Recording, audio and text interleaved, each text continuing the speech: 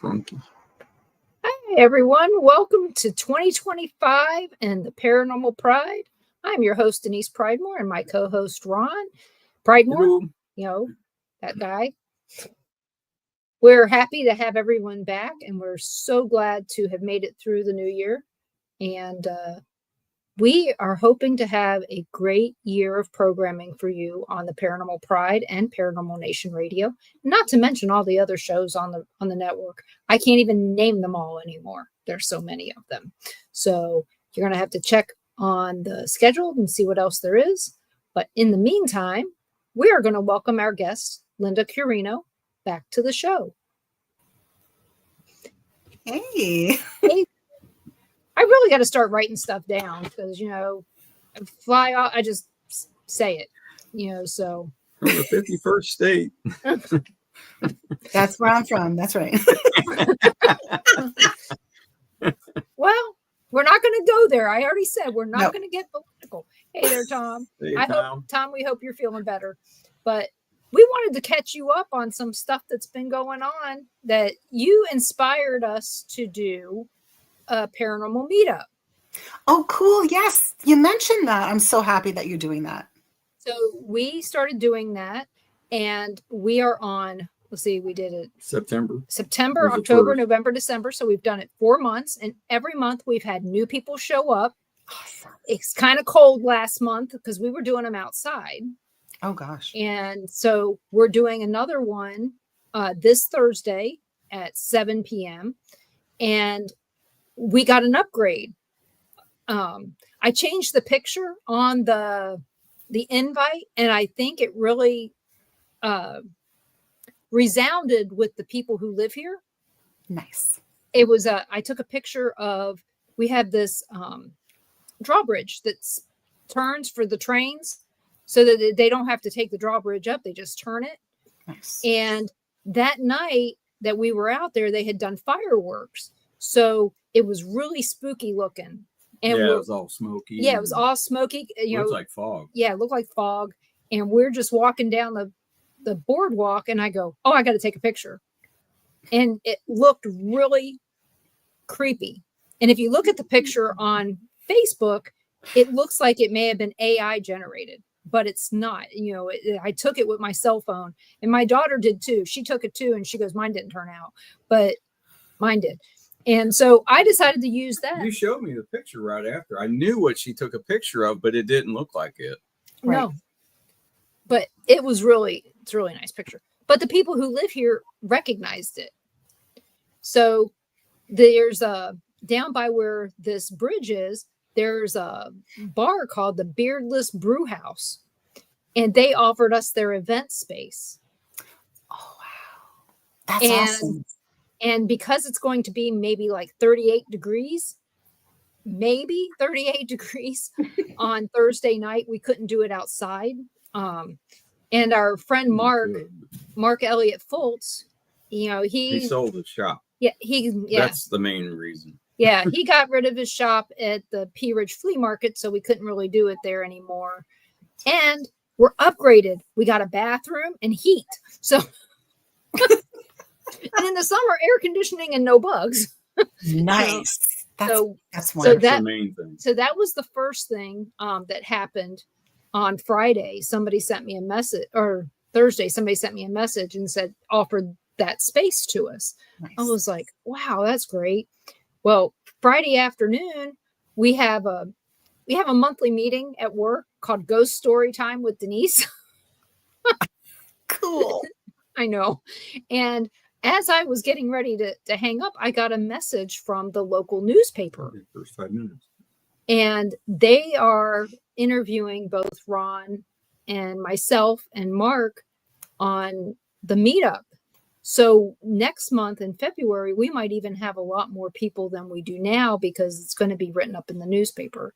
So I'm excited about that. But yeah, so far, every time we've had new people show up, people who are just excited to have somebody else be able to talk to them about stuff because their families don't talk to them about it or their friends, so we have people who say that they found their people is what they did. We Well, we had quite a few people on just on the first one, but we had one guy showed up by himself, and he listened to everybody's little stories. And by the time it got to him, he says, really don't believe in this stuff, but I got a story to share about my wife passed away. So he tells the story, and then later on, Mark starts explaining his stuff, and the guy goes, well, how do you know this stuff? Why are you so sure? And Mark's explaining himself, and the guy's wanting to argue with him, and I'm thinking, oh crap, this ain't going well. Nope. By the end of that night, he went into Mark's store and bought like $100 worth of stuff. Really? The same guy. And the next month he was there. He was one of the first people there. And he brought his new wife and her friend. And not only that, I was shocked. He had been back multiple times for readings from Mark and bringing other people for them too. Wow.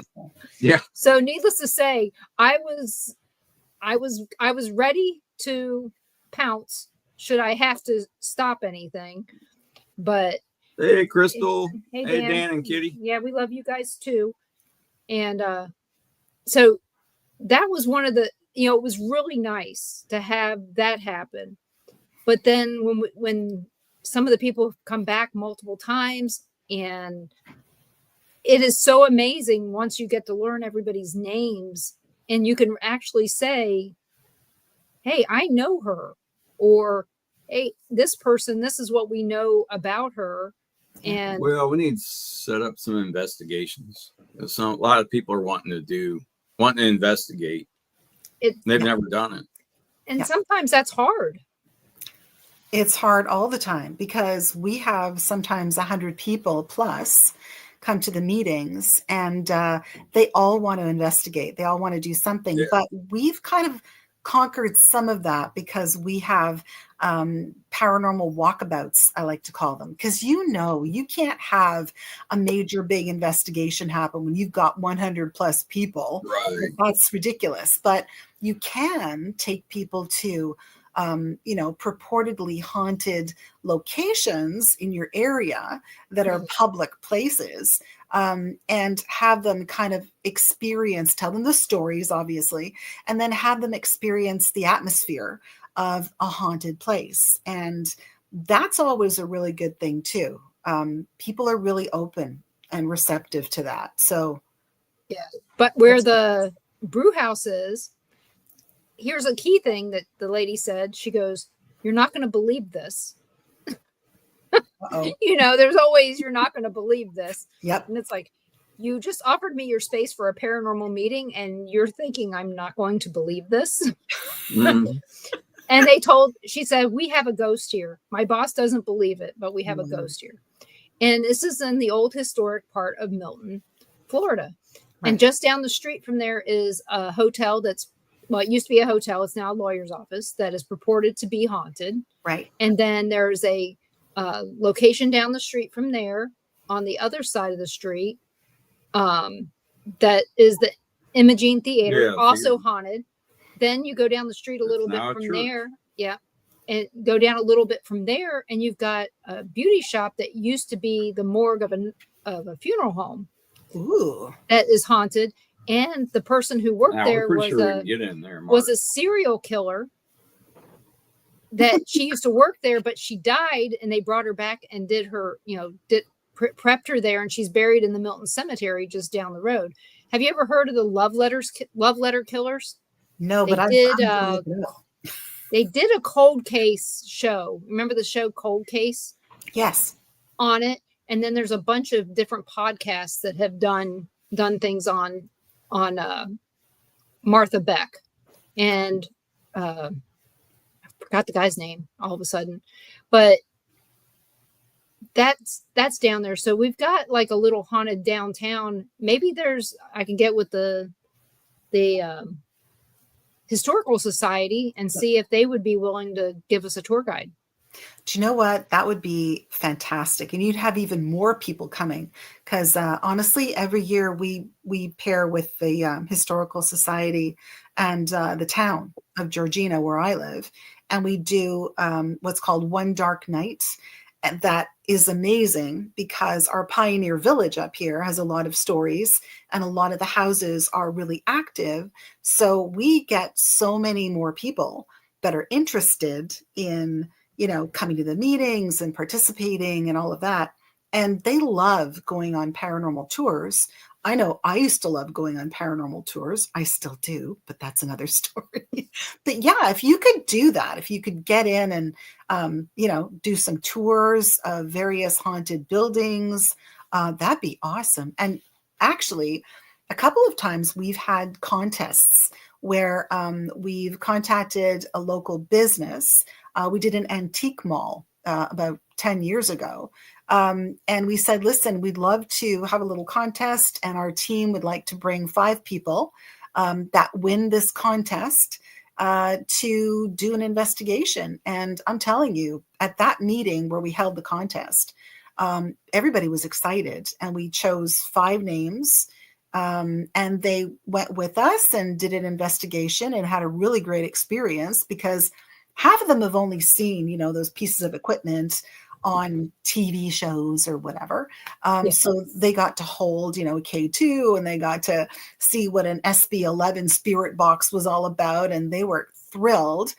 And it turns out that one of the people that actually won that contest to go to the antique mall is now on my team. And that's how you find a lot of potential team members, is through these, because people love it. And the ones that are really interested, they keep coming back. As you said, you learn the people that love this and are interested and are taking it seriously, right? Yeah, I'm hoping that the press that we get will help get us some more notoriety. Only because I think that that's the thing. We don't know all the places here. Right. Right. I mean, Mark's lived here 5 years, and he only knows, the stuff from the different tours and the places that he's been asked to go. But at this point, we haven't been asked to go really anywhere local. Right. So, and without somebody giving me specific directions to stuff. Who knows? Somebody may show up and they may have a house or know somebody and find, some hidden jewel. There's a house over in East Milton that was on My Ghost Story all those years ago when that show was on. And that got, they don't own the place anymore. The people left. But is that the one Mark was talking about? Yeah, the one that's got a gate up where you can't get back to it. That was a really good story. Yeah, it was about 12 years ago that they talked about that. But I mean, I was amazed to find out that Milton was even on the My Ghost Story map. Wow. But I mean, this is one of the oldest towns in Florida. So I know that Pensacola, we've got a lot of places, but a lot of those places you can't get into because certain people have that's them what I'm saying. We may tied find up. something that they don't know about. Yeah. No, that's what I'm hoping to find. It's a good resource. I'm sure somebody's going to come forward because you've only been doing these for how long now? 4 months. This will be our 5th month.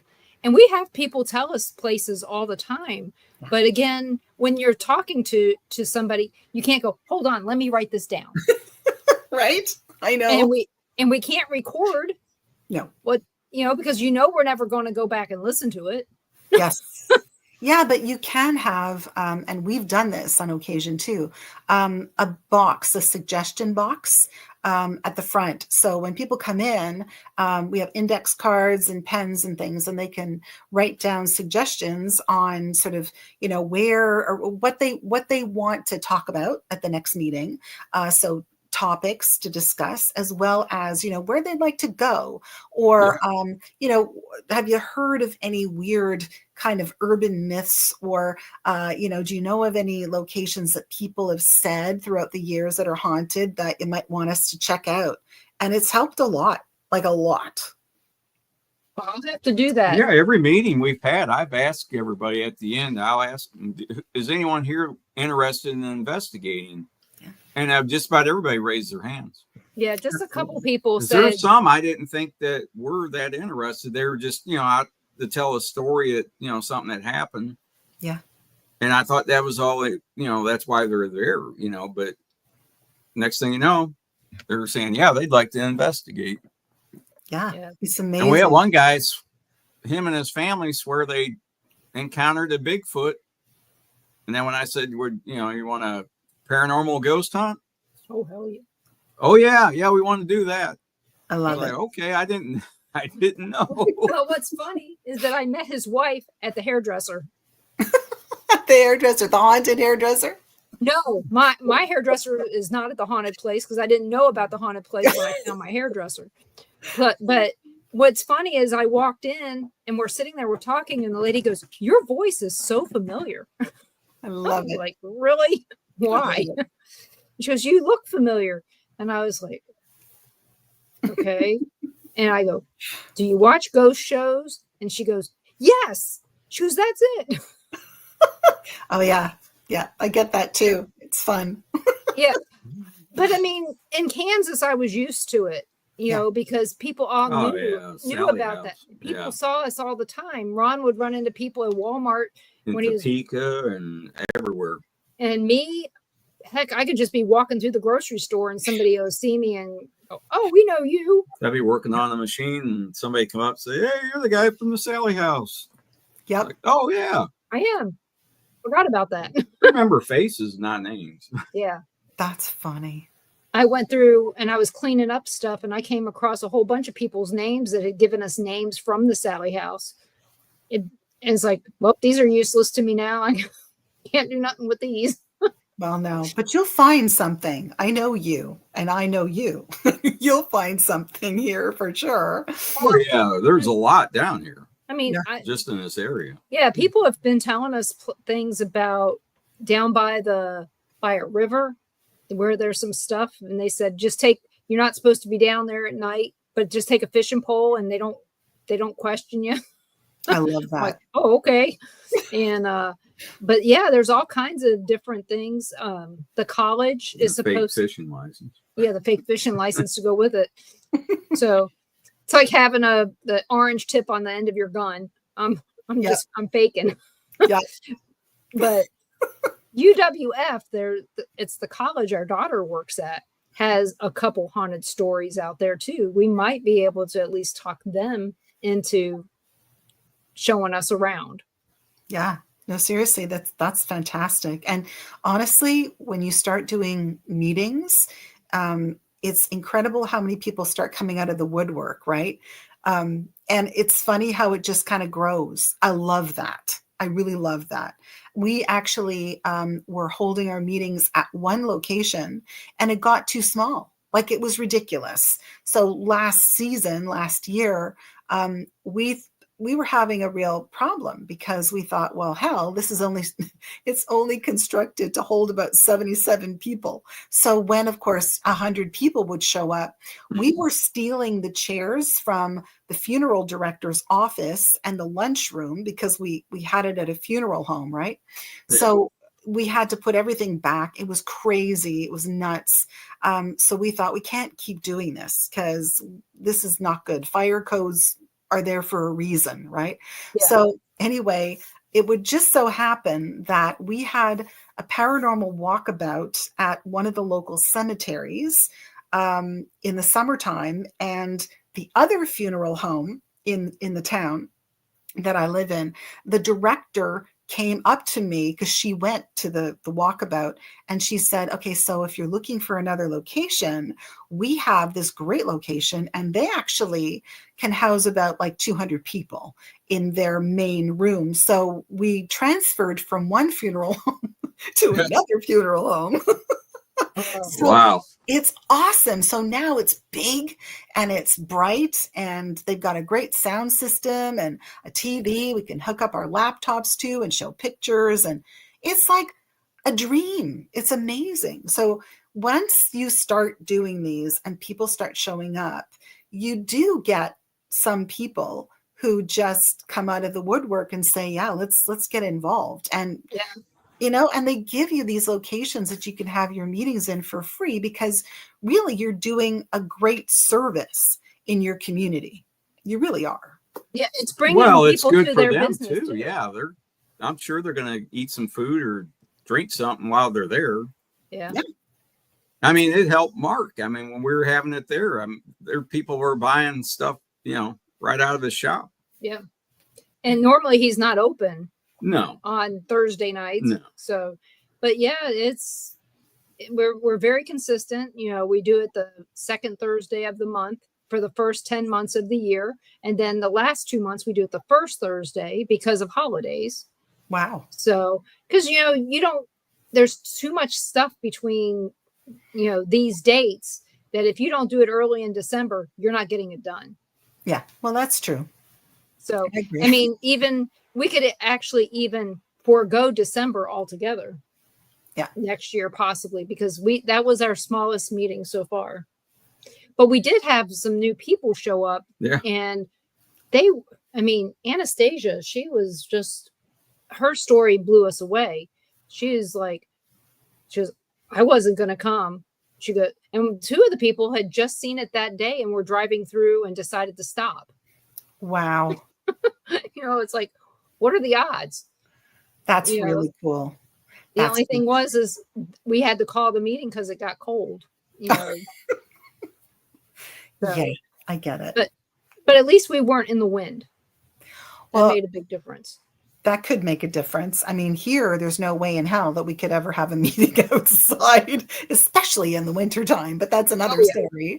But no, we have guest speakers, right, that come to our meeting.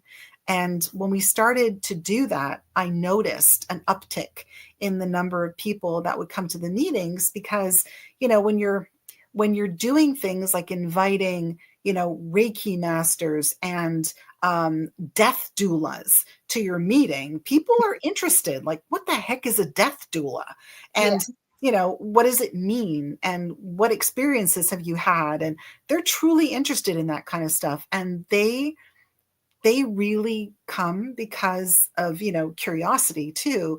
But then you're right. They often say the same thing. Like, I finally met my people. And I love that. Like, to be able to do we heard that a lot. Yeah. Nice. Like this one, we're doing Akashic Records meditation. Oh, Mark wow. is going to lead us in that. I have no idea what it is. And a couple people said, we won't be doing that, but we'll be watching. I love that. I said, that's fine. You don't have to participate, No. But, it does help you understand what people are talking about when because I told Ron, I said, I'll probably participate. I already see spirits. It's not. Have you ever done that? What, the Akashic Records? Yeah. I can't. No, I've never done a meditation on that, but I remember reading all about the Akashic Records and, the people that when you arrive at this, it's almost like a temple, like a big library where they hold all the Akashic Records, that, you're sort of met by a specific sort of guardian who then shows you the records. I've heard all about it. I've read all about it. Now you got me curious. And if I were there, I'd go. Oh, yeah. Kat Hobson from the other show, she said she wanted to come down. I don't know if she will, but might be iced in. No, she's over in Biloxi. Oh, is she? Oh, wow. So she's probably in Gulf Shores by now. Wow. But Cool. It's quite possible she may come over. I mean, she just lives up in Birmingham, so it's not like it's that far. But Mark is a guy that was on her network as well, and they're good friends as well. So I thought, this is a possibility at times. But yeah, maybe we could get Kat one time as a guest speaker. And I mean, I know which guest speakers locally I wouldn't have, only because of that thing I said before about locking up locations where people can't see them on their own without them. I don't want to help their business. Yes. Agreed. Because it is implied at that point that you are tied with them. Not tied with them, that you're endorsing them. Yeah. And I don't want it to be misconstrued. And everybody we know out here, every time we bring up doing stuff in Pensacola, this name comes up, and everybody rolls their eyes and shakes their head. So needless to say, I've already been told by body language not to have this person come. Yeah, we have the same thing. I mean, there are certain people that, have a reputation, and you don't want to align yourself with them. You don't want, you don't want any of that, because it's bad juju. It's never good. Yeah. Basically what I say is we're not going to talk about that. If you have something you want to say, you can tell me after the meeting. I don't want to bring everybody down. Yeah. That kind of stuff. But, it's like, we already know. Yeah. But I'm really excited to be able to do guest speakers, but I didn't want to do guest speakers too early in. No. I want to make sure that the people get to know us and that they feel secure in going maybe on a They must. They walk, said they'd investigate with us. on a walk through the graveyard or something, Yeah. Yes. I think that might be something nice to do probably March. It should be nice enough in March to go for a walk through there. It was nice last January and February. Well, this January it's not. But yeah, we did go to this one really unique cemetery out in Denise is a better host. Well, thank you. We have a cemetery up in Cantonment that was really interesting. And when you go back there, apparently this one lady, she went back there and she was meeting us. And as soon as she got back there, a local came up and took her on a tour. Ooh. He lived there. Which is weird because it's kind of way out there. It's kind of remote. Right. I mean, you wouldn't know it was back there unless you lived back there and, knew somebody that was buried there. Yeah. Right. You just wouldn't stumble upon it. Yeah. And it's called Old Muskogee Cemetery. The town's gone. Oh. And you've got this real nice cemetery, and then you've got all these gravestones out in the woods. That's creepy. Overgrown. And they had cut down and did a lot of work with UWF, which is the college I mentioned, University of West Florida. They went out there and they did a bunch of cleanup. Well, guess what? We live in a rainforest here. Everything grows over within a year. Yeah, true. So unless you keep it up, it ain't going anywhere. And then we did that one cemetery, the Tippin Cemetery. We cleaned it up. I guarantee it's already grown back over. Oh, yeah. We just did that in like June. that, Maybe not like that, but still grown over. Oh, yeah. But there are some places where I think I would feel comfortable taking people. Yeah. But that Old Muskogee Cemetery, probably not. It's way out there in the boonies, and that would be creepy. That would be creepy. It can be creepy. Actually, we've started doing every summer. We started doing like the cemetery series. So we do cemetery walkabouts in August with the local historian who works at the local pioneer village. She is sort of the archivist, the town archivist, and she is phenomenal. So what she does is whatever cemetery we actually go to, and we have to get permission to go to these cemeteries, and that can be hard, but we finally did get permission to go to this one cemetery in town called Briar Hill. And it's very interesting because this girl from the Pioneer Village is incredible. She assembles these books with pictures, and she has records of all of the dignitaries and neat people that are buried in this particular cemetery wherever we go. And so we go for walkabouts with her. We have one of those little microphone packs, that you stick on your belt. Yeah. And she starts with doing a whole thing around the cemetery, who's buried there, stories about the families, and you learn so much about the area that you live in. And there's a lot of new people that are interested that come to these things. And it's amazing what you learn. And then afterwards, once that's over, how many people approach you and tell you stories about, the hauntings in that particular cemetery, or, gee, this happened to me. And then they show up at the next meeting. So we had that in Atchison when we would do the cemetery tours there. They would start at Amelia Earhart's grandparents' grave. Oh, wow. Because you figure that is she is one of the most famous Kansans ever. Yeah.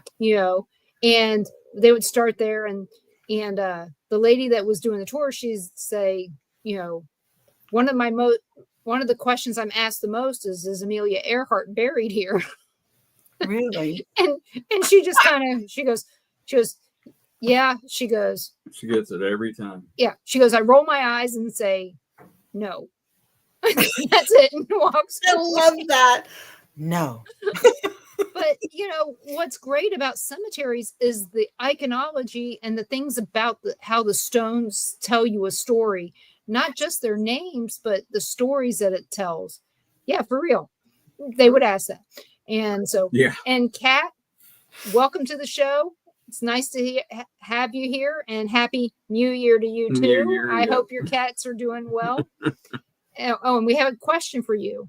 Oh. Do you find the spirits who are in cemeteries pass due to tragic or sad circumstances? She's wondering if more of the spirits that you find are there due to sad circumstances rather than just there. I wouldn't say necessarily so. I think that they're there just because they're there. Some of them might have passed tragically or due to sad circumstances, but there are some that have just passed away from, natural causes that pop in from time to time and visit. But we do have a lot of guardian spirits in cemeteries that we encounter. And some of them can be downright nasty because that's their job, right? They're like the guardians, and they can be nasty. And not that they're going to attack you, but they might frighten you somehow. They don't want people in there to do nefarious things. As a matter of fact, when I was in the UK, I went to Greyfriars in Scotland, in Edinburgh. And when we were there, we were actually told by one of the caretakers there that we're not allowed to do paranormal investigations at Greyfriars. So no, you're not allowed to take your equipment out. Nope, you're not allowed to do any of this because there are some circumstances where some paranormal investigators were not very nice, obviously, and damaged things or did some ridiculous things that really was not acceptable. And we know that there are teams that do things like that, but also there are guardian spirits there, and they're very protective of that particular area and the cemetery. And, you don't want to anger them, which I found was actually quite sensitive of somebody to say, because most people don't believe anything. They don't believe that.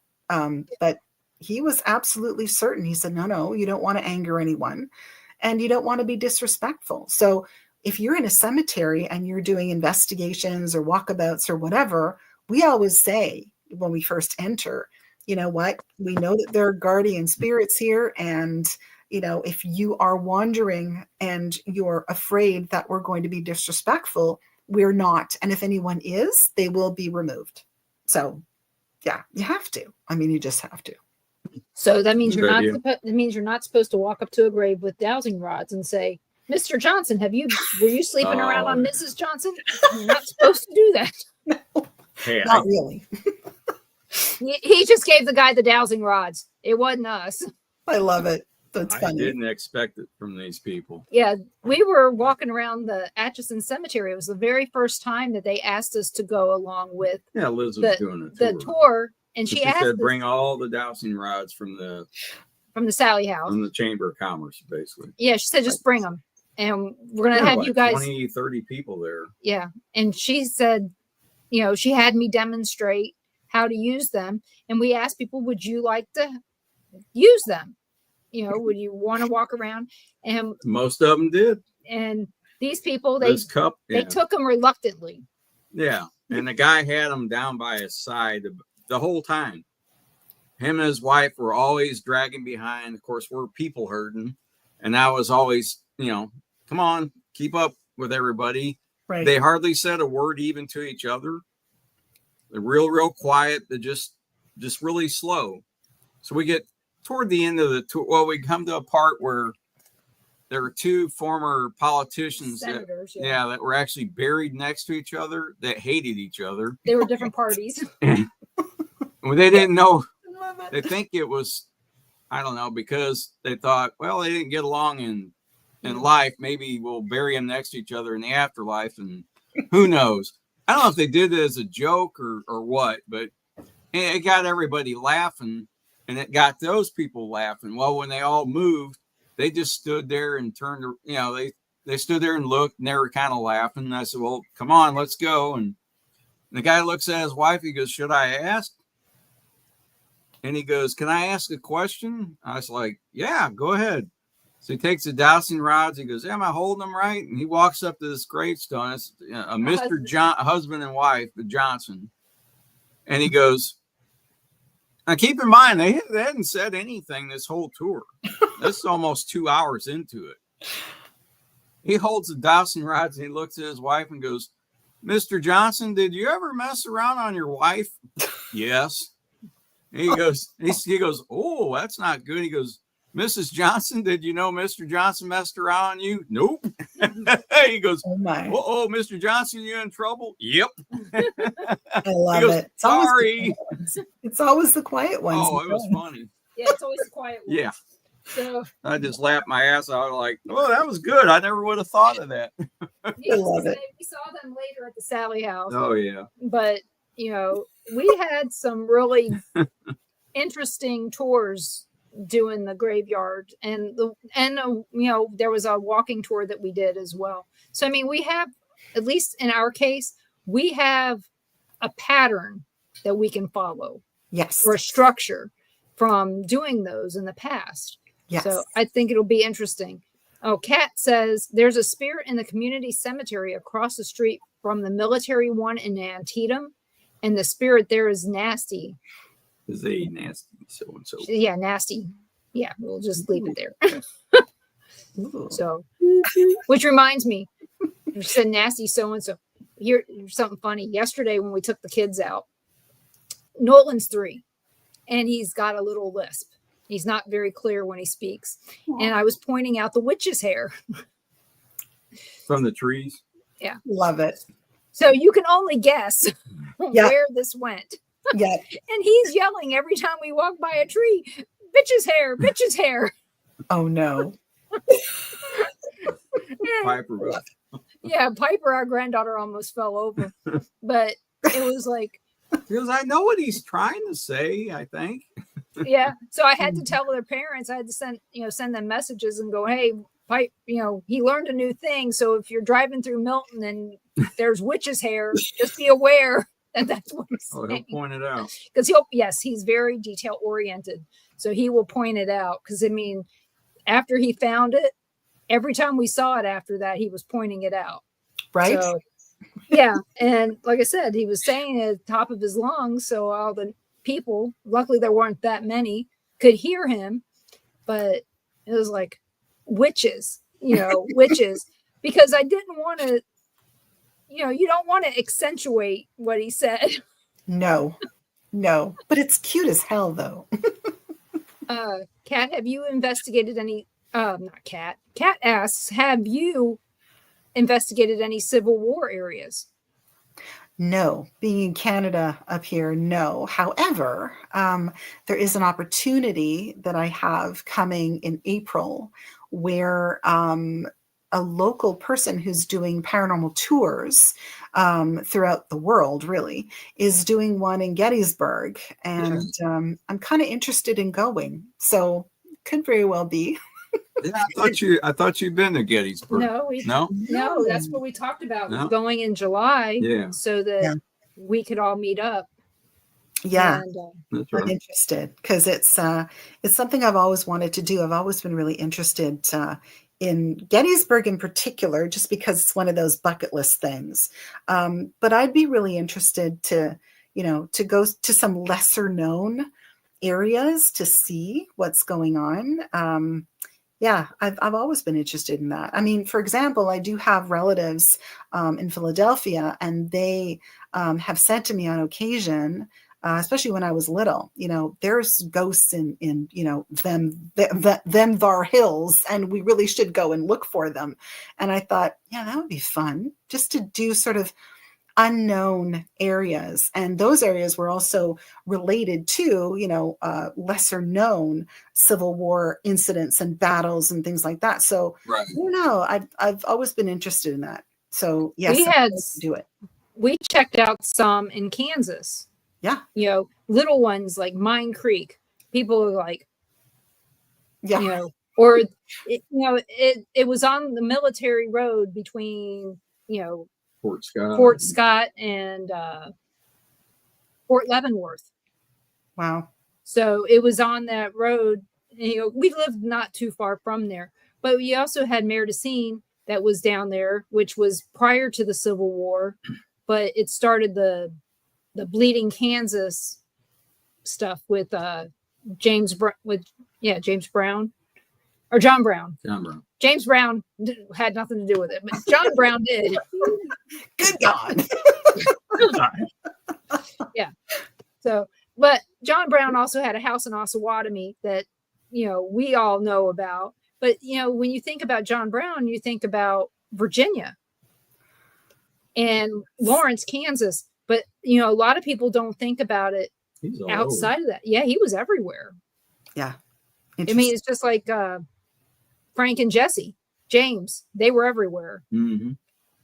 So, and Kat says, you will definitely be pleased with Gettysburg. Denise and I both know all too well. Nice.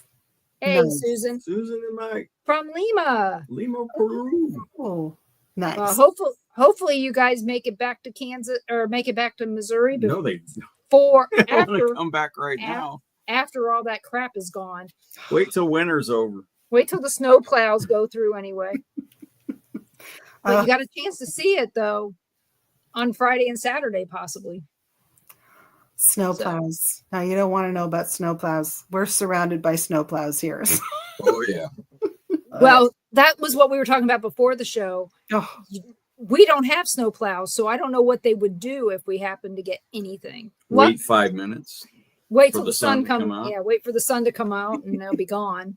So true. That's true. They would be paralyzed here. They would be, actually. They really would be. Yeah. I mean, that's what happens to. And April, I don't believe you at all. I really don't believe that Wisconsin hasn't had but it's been cold. Oh. Yeah. It's coming. It's coming, April. Hang on. Oh, Kat says Brown's staging house was near me when they made his raid on Harper's Ferry. It is seriously haunted, but difficult to get into. I remember that it was difficult to get into a long time ago. I remember when my mom. Here's what's weird. I've never been to Harper's Ferry.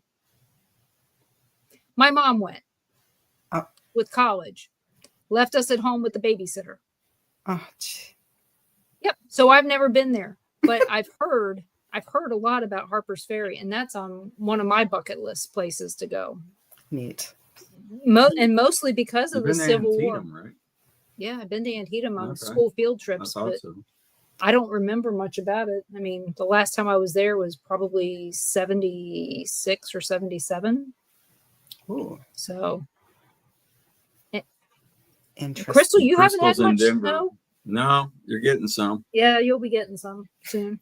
So, yeah, it's sad. We have people so many places that we watch everybody's see what's going on.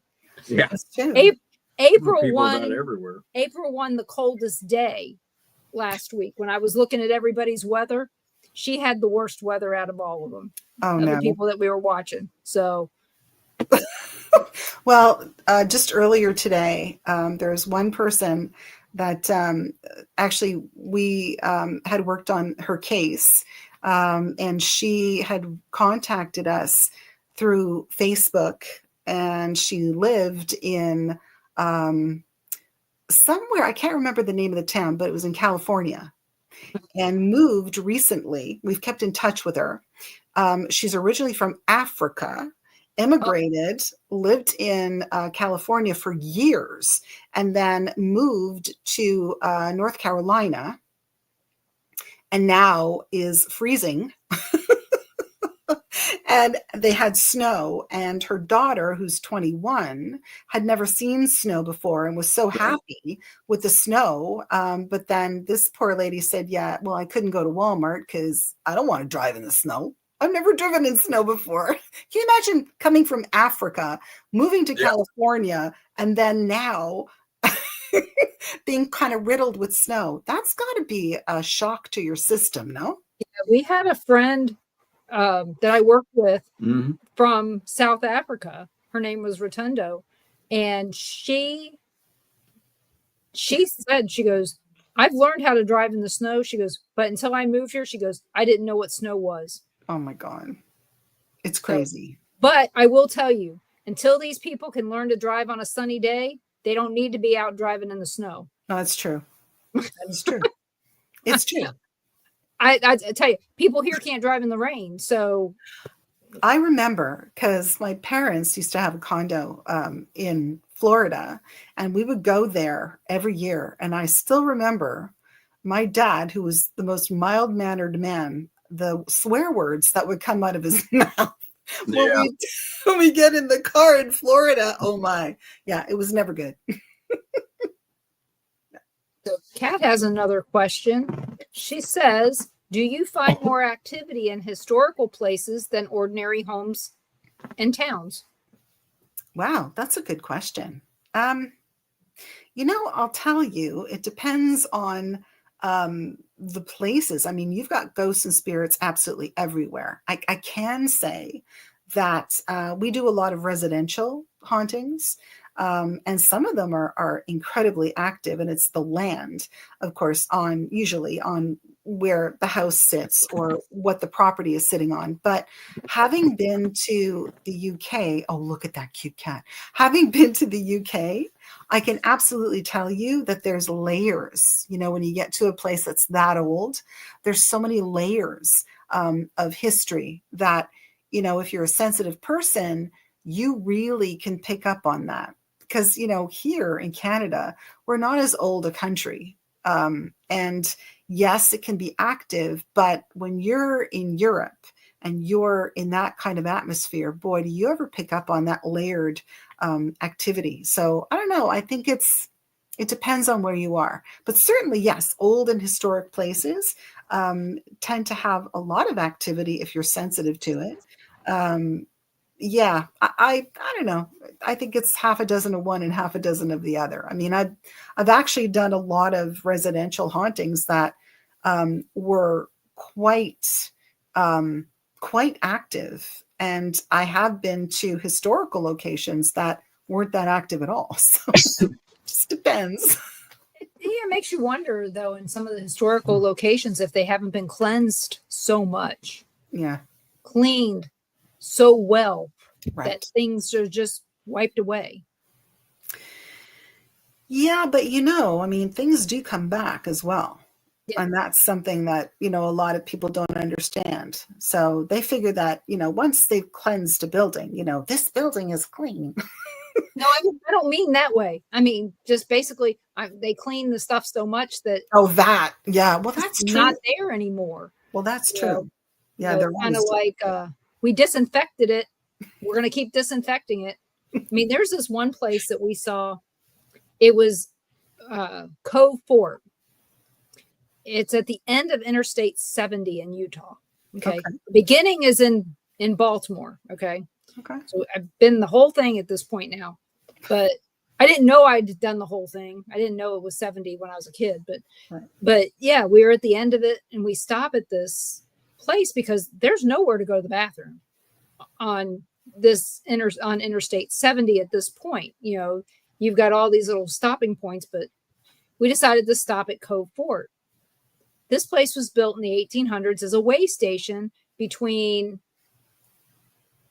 Beaver, Utah, and Salt Lake City, Oh, wow. middle of Indian land. So it was built by the Mormons. There was no dust. It looked like it was built yesterday. Yeah. What? All the linens, everything. A personal tour guide. Yep. I mean, yeah, we had to sit through a movie, but about John Smith, but it is what it is. But Right. But they had the cleanest bathrooms. That's crazy. That's crazy. But yeah, I mean, if this place was haunted, I'd have been really, I mean, I wouldn't have been shocked, but I didn't witness anything that made me go, this place is haunted. Yeah. Because nothing, They never had it didn't have a battle feeling. there. Or nothing. No, they never had a battle there. They got along with the Yeah. indigenous people. They, because they help feed the indigenous people and this kind of stuff.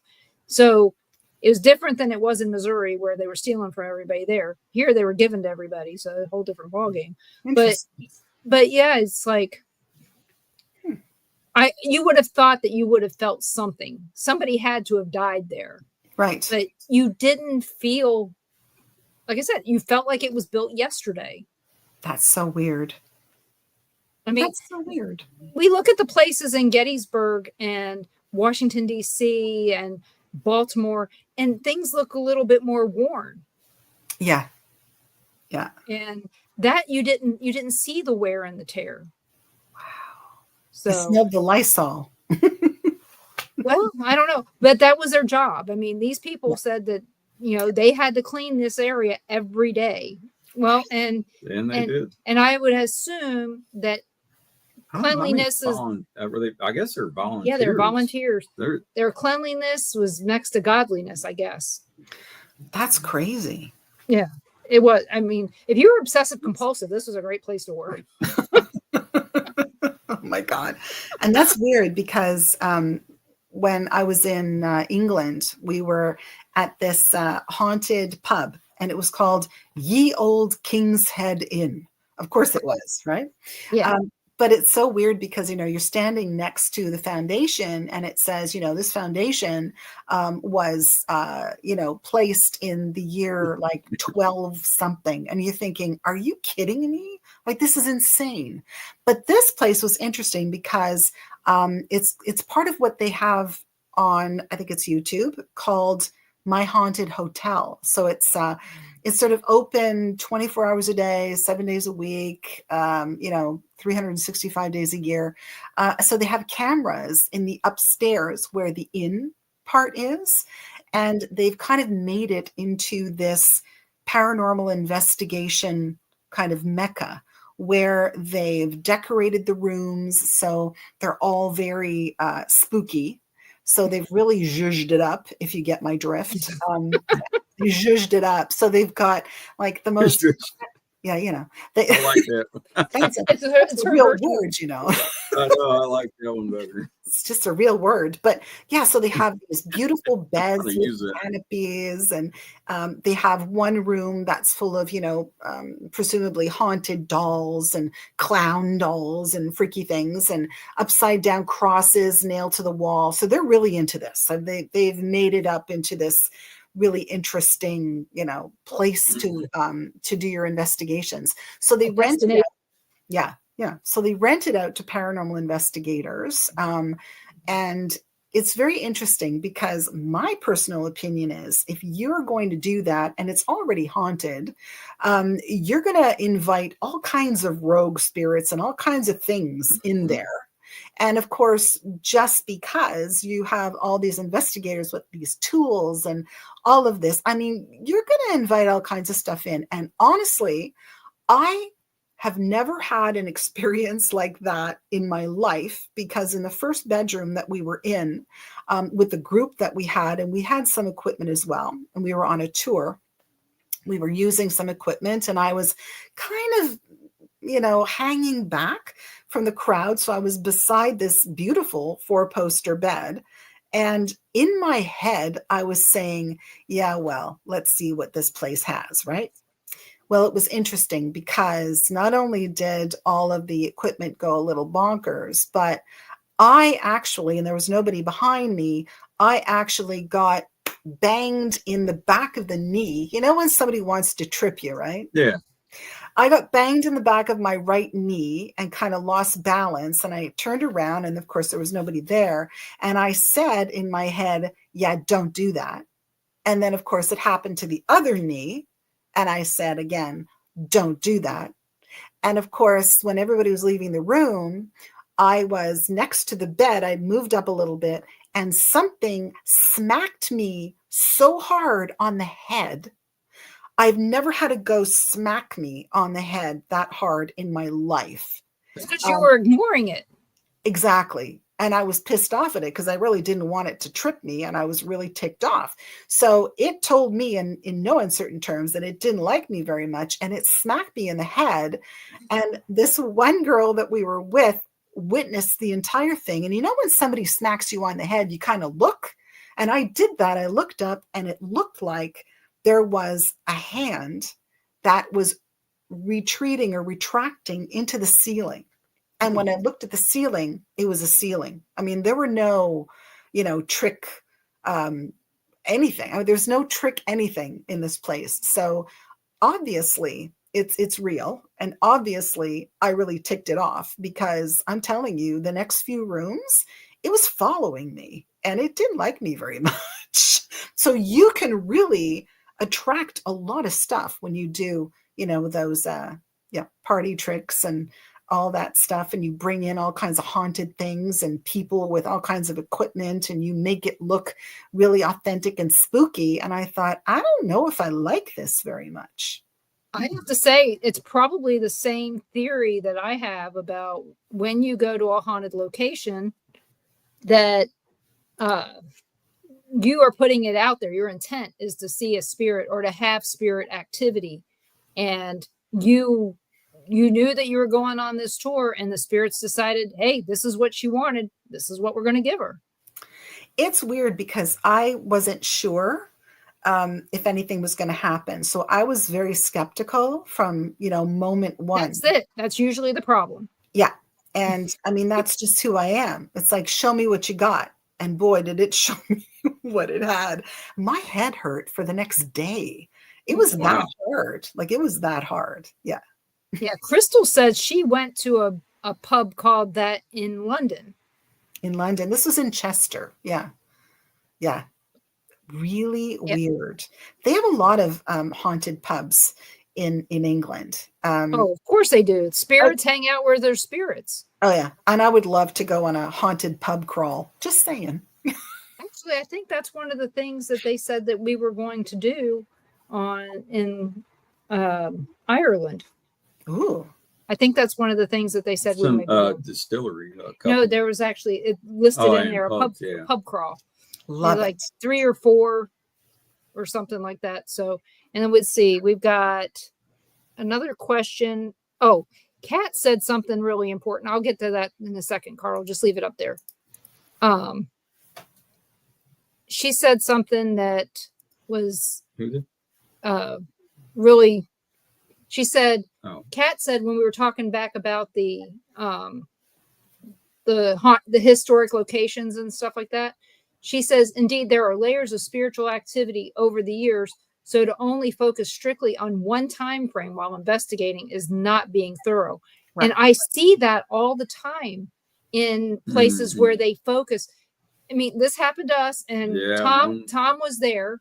We were at McPike Mansion back in October, and I had the spirit come up behind me who stunk. I mean, horrible. Smelled like body odor and cheese.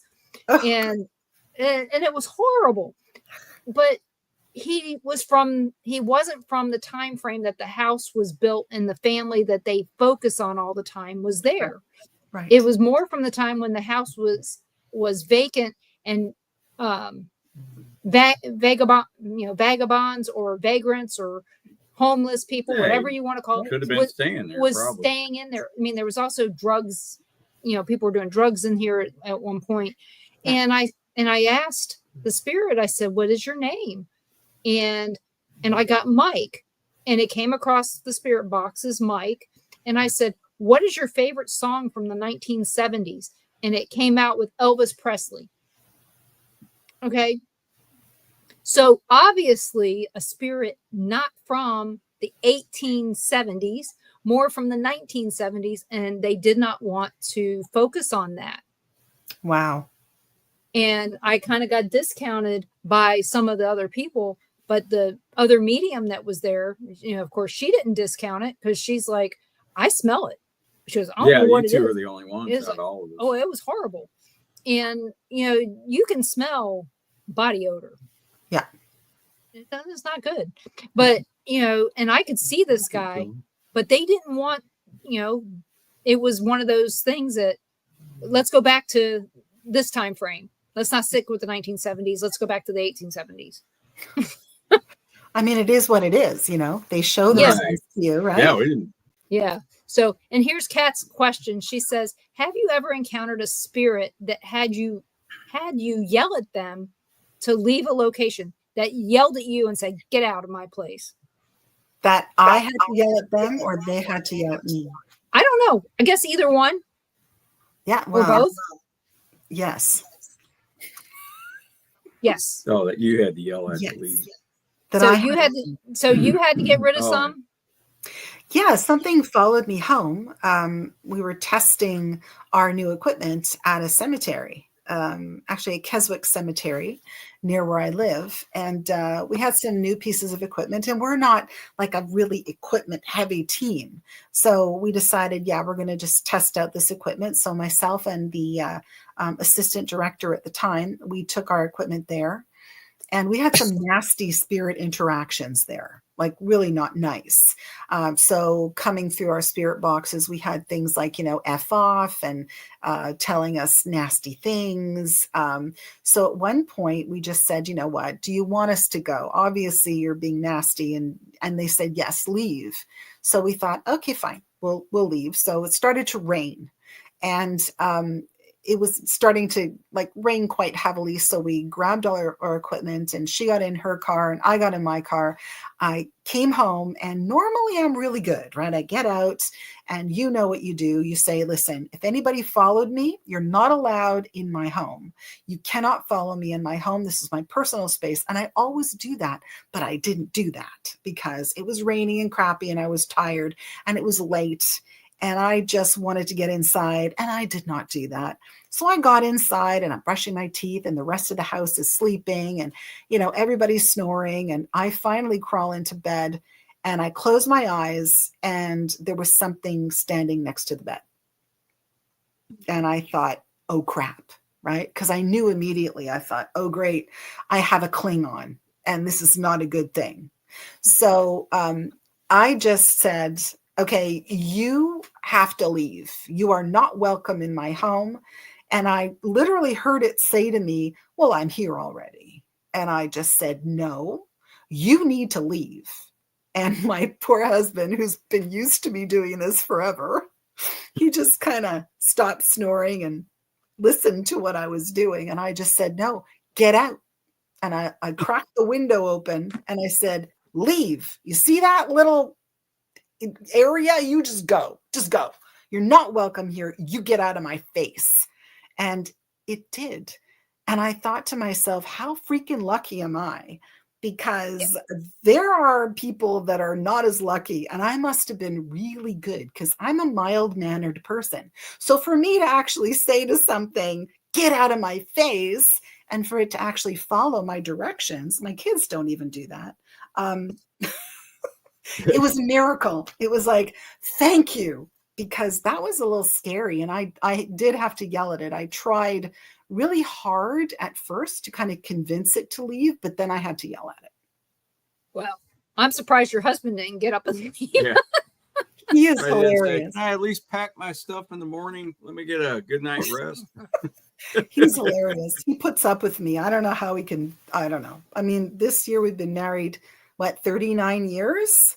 So it's like, yeah, I don't know how he can put up with me, but he has. So there you go.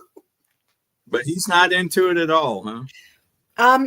Well, interestingly enough, no. But he used to be quite skeptical when we first got married. Right. he was very skeptical, but he's had some experiences now that he can't explain. And Right. yeah, so yeah, it comes with the territory. And how's his book doing? Really well. It just went into the second printing. So he's going to do a book signing at one of the big bookstores in Newmarket, which is a town that's about 20 minutes south of us. So that's coming up, I think, in February or March. So it's doing really well. Oh, good. Tell him that we asked.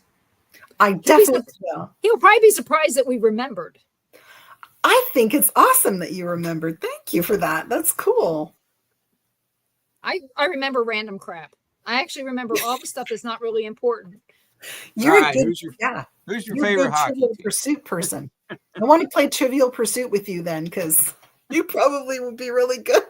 I still have my Trivial Pursuit game. Me too. Me too. Yeah, you'd be really good. And we are coming up on our 41st wedding anniversary. Oh my gosh. Well, congratulations. When is your anniversary? May 26th. Memorial Day. It's a holiday here. Memorial Day weekend. That's usually funny. when it is. That's funny because ours is May the 10th. So Yes. May weddings are the best, aren't they? Oh yeah.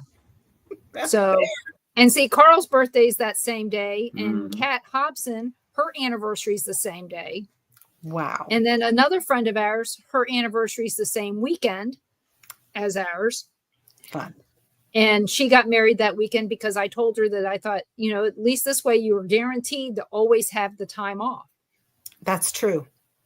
That's true. At least Well, around the better time. At least around the time, That's funny. So, but yeah, 41 years we've been together, and it'll be 42 years we've been together. Wow. That's amazing. Congratulations. Oh. Yeah, right? And our daughter's not 42. No. Yeah. I don't remember. How old is she? 38? 37? Wow. Yeah. That's pretty cool. I mean, she'll be 38? No. I don't know. That's amazing. She'll be 38 this year. Yeah, one of our daughters works out at University of West Florida. She's a police dispatcher, but she said there's about 2 buildings that, what'd you say, one was empty and one still had some stuff in there, but she said the cops won't go in them. Really? They're afraid to go in them. One's the old daycare building. Yeah, they've seen and experienced too many things, and they don't go in it. The dispatch. I want to get in that. The building that they're in is haunted. They have there's a door that's shut there that's locked, and you can't get. I want to go to these buildings. Yeah, but she hears stuff all the time. Yeah, when you doors slamming, and that'd be a good place to go if we can get in there. That we could take a group out. The library is supposed to be haunted there too. The John Pace Library at UWF. But like I said, that's the problem around here is that we have to find people who are going to, first of all, trust us. Yes. But we're so new. That's why I'm hoping that this newspaper article will give us a little bit more validity. You know what? I think it will. I think once people realize that, you're seasoned investigators, you know what you're talking about. You've been doing this a long time.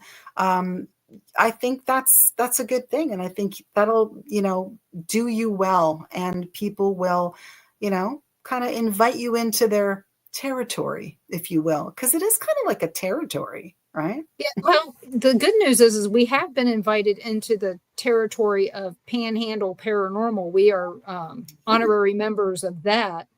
Nice. But we are also, but they didn't do anything this year. All we did was clean a graveyard, but everybody kept having health issues and they couldn't. Yeah. So there was that. But then, we're also members of Things Paranormal. Well, they set stuff up to go somewhere, and then no one. Yeah, nobody showed up. They all have something going on, or everybody backs up. Really? Yeah. Yeah. And the thing like that old Muskogee Cemetery, the new lady that moved here from North Carolina and us were the only ones that showed up. people who didn't know anything about the area at all. Huh. That's And bizarre. it's like, okay, well, and we were the only, us and Rob and one other paranormal investigator showed up at the graveyard. The rest were Boy Scouts and Boy Scout parents. Thank God for them. Thank God for the Boy Scouts, because They worked the tails off. they did. They worked hard. Yeah. And it was a hot day in June. Real hot. Whoa. And the pile of rubbish that we got out of there was taller than a garbage truck. Really? And probably as long as Tons. we don't know how many tons of weeds and wood, trees, garbage that we pulled out of there. It was a lot. That's really sad, right? I mean, we have some what they call pioneer graveyards in our area that have been so neglected that it's really disgraceful. And finally, the town decided that they were going to rejuvenate them, and involved a lot of people in the town. We went on a tour of all of them. One of them is so weird. It's so little, and it's right in the middle of sort of a garage parking lot and the new fire station. Like, it's the weirdest thing you've ever seen in your life. Oh, I got stories for you. It's weird. This one that we cleaned up is in between two houses on a street that if you're driving down the street, you wouldn't even know it's there. In fact, one of the guys that was there, he goes, "This is my territory," and he goes, "I didn't know it was back there." Wow. So all you've got this house, and then you've got this little road to drive back to it, and then it opens up into this graveyard. But it was so overgrown you couldn't see it. We spent 2 hours just getting to the fence of the graveyard, and once we got to there, they said, "Yeah, the graveyard's right in here," and I'm going, "Yeah, sure it is." "Oh yeah, I see one tombstone. That's it." There was like 12 or 15. Oh, there's a lot more than that. So, I mean, I was the only one that got back there and swept them all off. But, that's the thing. There was probably closer to 40 when we're all done. Yeah, that old Muskogee There's a cemetery. huge one back there, you couldn't even see. They sent out a lady to rehab the tombstones. Wow. And I would like to talk to her. How do you do that? Tell me. I mean, because I know that there's biological cleaners that we can get. It's D3 or D2, something like that. And that you can use, but even that sometimes isn't safe for some of these older tombstones. I know in Kansas, we would drive down a road and suddenly there'd be a little family graveyard. Kentucky, same way. You'd be driving along, and here on the side of a mountain is, the Adams Cemetery. Well, these weren't sun beaten. They were in the shade. Yeah, in the rainforest. Yeah, these are covered in moss, most of them. Moss and trees and crazy. Yeah. Oh, and bitch's hair. Yeah. A lot. I mean, witch's hair. I love that. In case no one was listening. Yeah. So it is strange. I mean, we've seen some cemeteries. There's this hotel in Overland Park, Kansas, and right next to it is a beautiful country club, and then a little bitty graveyard from 1869. Crazy. And it's not very big. And then there's another one down the road from there, in between some apartment buildings, from 1840 to 1890. I went in there and walked around. That's the only reason I know. But cool. Yeah, there's no place to park. They're not, they don't have it. I mean, all they do is send somebody in with a lawnmower every month to mow it, and that's it. But they were well taken care of because the city took care of them. But that's the thing. I'm very disappointed in some of the cemeteries here that they're not being taken care of except by family members. Yeah. Yeah. And even that sometimes, if the family members die off and there's nobody to take care of them, that's what happened over here. We have a cemetery called the Mann Cemetery, and there were tombstones that had fallen. And of course, the city was taking care of the cemetery, but the ones that had fallen, the lawnmower guy just kind of went over them. which eradicates a lot of, the important information. The Right. carving, yeah. Right? It's like, how could somebody do that? So now, because of this, rejuvenation of all the cemeteries, they're actually going in and lifting them and trying to figure out, based on old records that they found, who potentially belonged to that particular tombstone. It's the weirdest thing. Thank goodness they're doing that. But I mean, when I first moved to the area, like 35 years ago, it's weird because I remember going to these cemeteries and walking around and thinking, this is like an abomination. Like, how can somebody do this? This is abuse, really. Yeah, because I mean, we like this one cemetery that we've been to here in Milton. There's a sign on it that says who's taking care of it. Yeah. And it's like, does the sign need to be updated? Because I'm not seeing it. Right. And we were there, and this lady came up, and she was cleaning up around her family's stones, and it was amazing. She was doing a great job, but it made me think about all these other people that weren't getting the care that that somebody paid for at some point. That's right.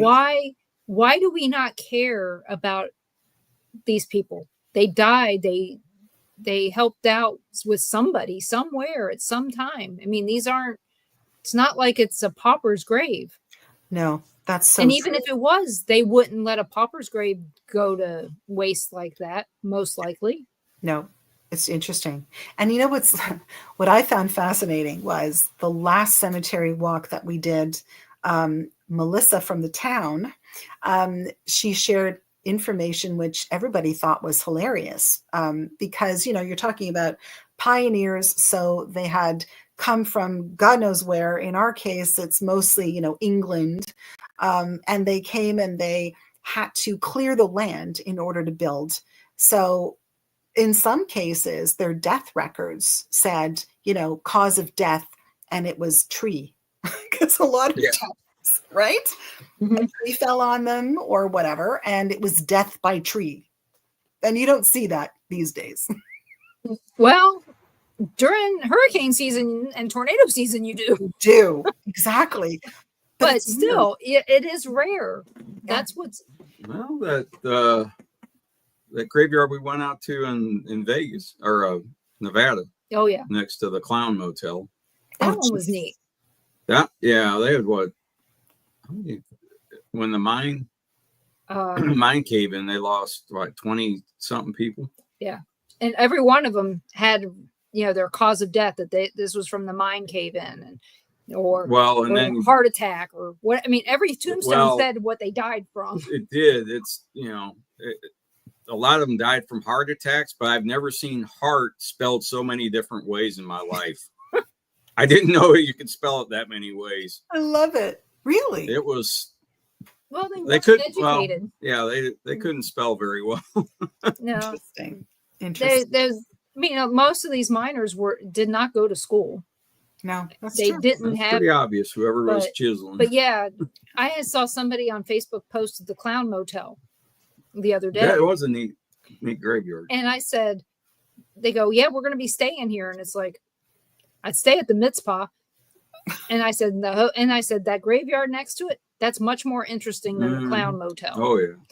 And the only thing neat about the Clown Motel is sharing pictures of it with people who are terrified of clowns. That's the best part. Here you go. This is a perfect room for you.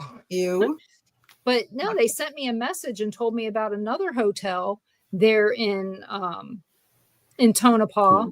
That's also haunted. And it's like, well, that's helpful. But the Clown Motel, if it's haunted from the cemetery. It's not haunted because of people dying in the old Motel 6. Right. Yeah. Right. I mean, if anything, did somebody commit suicide there? If they did it on their own before it was the Clown Motel. Yeah, likely. So, but yeah, I just thought the place was a dump. I mean, when we went, shit, It was 9 years ago. 9 years ago when we went. No, I guess it was 10. It was before Piper was born. We went out there, and I told him, I said, this place is a dump. They only wanted $36.99 a night for a double. So that tells you, even 10 years ago, that's way too cheap. Yes. Yeah. The only thing scary there is something with antennae. Yeah. Or worse. Or the rash I'm going to get from the bugs in the next day. Right. So, and I've had bed bugs from a hotel. I watch now. Oh my I look at the gosh. bed bug reports. That's terrible. Oh yeah. Roanoke, Virginia. The home of the bed is a bed bug capital. I swear it is. Ew. Well, I won't be going there. Yeah. It only took me once. It's like, but it was horrible. But they crawled out from DC. They crawled out of DC. Ew. That's where they came from. Ew. So what are your plans for the next couple months? Well, we have our upcoming meeting, and it's on the 30th of this month. So we always have it on the last Thursday. And so we're going to actually have a guest speaker. We're having our resident, I guess it's an archivist, talk about a cemetery, which is in Virginia. We have a Virginia here too. And it's in a place called St. Anthony's Churchyard. So she's going to talk to us about the history. We're going to talk to everyone about the stories, the haunting stories of this particular cemetery. And then we're going to open up to questions and experiences and stuff like that. So that's going to be fun. I have a walkthrough of a haunted residential area, which is coming up, I believe, next week. And then if it meets our criteria, then we may do an investigation. So that's going to be fun. And basically, we're just waiting for reports to come in. We have another investigation that we are going to go back to because we didn't really get to do the outside because it's always so cold whenever they call us. But it's haunted on the inside, but they've got stuff going on the outside. So we're going to see what we can do in the spring. So, we're always kind of keeping our ears to the, grindstone. We're partnering with a new paranormal team in our town. So that's kind of fun. And we're going to go and do something when the weather gets warmer. We're going to partner together and do something fun. So really, this time of the year, because it's so cold and so many people are hibernating, we usually just follow up on whatever leads that we get through email and through Messenger and stuff like that. So nothing too formal now, but once the spring hits, then we're going to start planning some good stuff. And we're going to go on some little field trips, we think. Yeah. We're grateful that we don't have to wait out. When we lived in Kansas, we didn't do anything December, January, February. Yeah. A lot of times March was questionable too. Oh, yeah. So some of our worst snowstorms were in March. Mm-hmm. But yeah, this is one of the things that I'm really happy for. But, now getting this indoor place to have meetings is nice. And how long are your meetings usually? Hour and a half, 2 hours? Well, we advertise them 7 to 9, but people usually hang around. That's what we're finding. Yeah, they hang around for another hour or so. But we've always put up our what we call picture boards. So anytime we take pictures that are kind of interesting from investigations and stuff like that, we've printed them out and put them up on these great display boards. So that's always a really good thing too, because when people come early or if people want to linger, they can take a look at the picture boards and ask questions and stuff like that. So yeah, it usually goes, 3 hours. Yeah. We've had people bring up their cell phones and show us, whatever it is that they want to show us. I tell them, bring your interest in the paranormal and, we'll talk about it. We've asked people, what do they want to hear about? If I don't know about it, I'll find somebody who does, and Do you guys ever do, have Bigfoot people come in? Do you guys have that as well up there? I know you do, but We do do. you? We do. We are going to be doing more outreach to different paranormal teams in the area, and there are some in Ontario, usually Northern Ontario, that are more sort of cryptid, Bigfoot-oriented teams. So we're kind of looking and hoping that maybe they'll come out and talk to us. Maybe they're as elusive as Bigfoot. Well, you know what? We had a weird Bigfoot experience actually this past year because we went with another team to this really interesting place called Buck Hill Road, which is sort of in Eastern Ontario, in the middle of like nowhere, near a place called Wilno that has a vampire cemetery. That's really cool. Oh, yeah, I think you told us about that the last time. But go ahead and continue. It was really kind of interesting because, we actually had rocks thrown at us. We were there for quite a few hours on this road, and we had rocks thrown at us, and we heard weird sounds. And then eventually we actually heard those grunting kind of noises. And that freaking terrified us. And once we heard those grunting noises quite a few times and had more rocks thrown at us, we thought, this might be a Bigfoot experience and we need to get the hell out of here.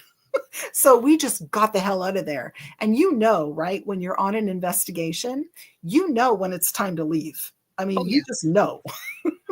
Like I tell everybody, when they ask, they'll ask us, things about the paranormal, and it's like, how did you feel? Did you feel scared?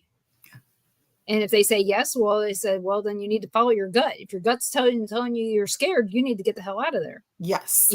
You can't second guess your gut, because anytime you do, you regret it. Oh, is that ever true? So true. Yeah. And I've regretted things. We all have. And how about alien encounters? Have you guys talked about any of that? Yeah, we actually have, because up here we have a lot of reports, of aliens and UFO activity. And as a matter of fact, it's really on the rise right now, because of all of the, drones and all of that stuff in the sky. People are looking to the sky more, but people are sending us footage of weird stuff out there. And the other paranormal team that I was talking about, the founder of that, his name is Mario, and he has some amazing footage just outside the door. I mean, it's just pretty incredible. But for years, we've had a lot of alien experiences up here. And that's one thing that we're kind of planning on doing, is looking for UFOs. And that's going to be one of our field trips, because we've got some very dark areas up here near the lake. So we're gonna do that. Bring your chair and your blankets and your binoculars and all of that, and and telescopes, and we're gonna look to the skies. And I think there's no light pollution is a great place to go. Exactly, and we've got a lot of places up here like that. So perfect. And Ron asks, what hockey team is your favorite? Well, because I was born and raised in Montreal, go Canadians. Playing good right now. Right? I know. Yeah, I know. hot. I grew up with them, so I'm into the Canadians. The closest team we had growing up was Washington back in the day, and I don't know what they were called, if they were called the Capitals back then. I think they were. But they were. But what gets him is he'll say something about Washington, and I'll go, the Washington Bullets, and he goes, no, that's basketball, and that's not what they're called anymore. They were the Baltimore Bullets. They went to Washington as the Washington Bullets and became the Washington Wizards. Right. I can't remember what they're. Yeah, the Wizards. Yeah, we don't watch. I just remember them as the Bullets. Yeah, we don't watch all that. I mean, I remember in 1976 there was this big sign in our school for the Baltimore Bullets. Yeah.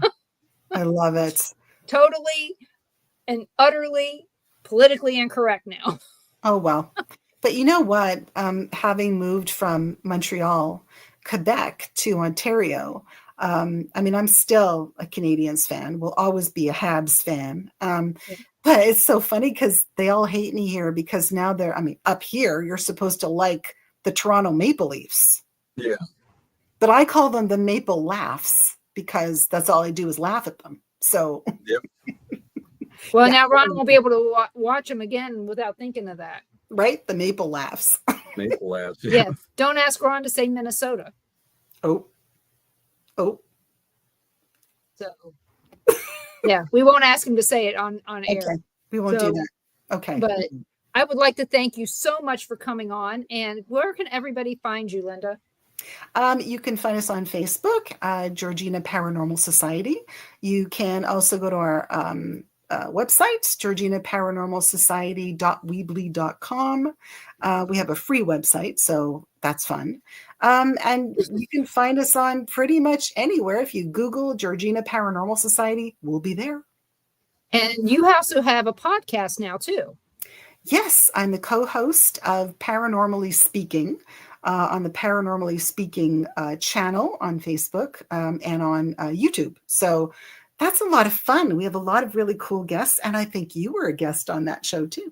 Yes, I was. It's been a little while, but yeah. Yes, you were. Yeah. And anytime you need a guest and I'm available, I'll just ask.